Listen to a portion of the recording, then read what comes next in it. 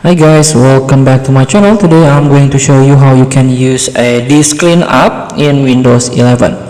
So here you can open Windows Explorer or File Explorer and click this PC. So you can choose one of your drive C or drive D.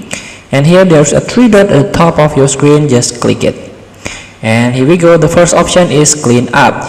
You can use this clean up to reduce the number of unnecessary files on selected disk to free up this space and help this computer run faster. Just click it. Now this clean up feature will show up, and here based on analyze, you can use this clean up free up to a 288 megabyte. So this is my local disk C.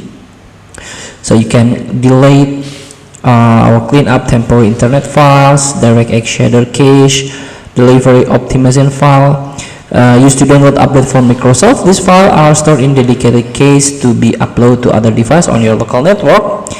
You may safely delete this file if you need space.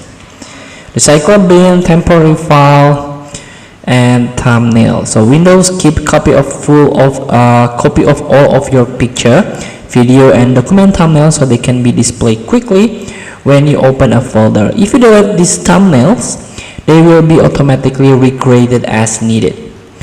So free up your space with this clean up. Thank you for watching. Don't forget to comment, like, and subscribe. Also click this button below. See you in the next video.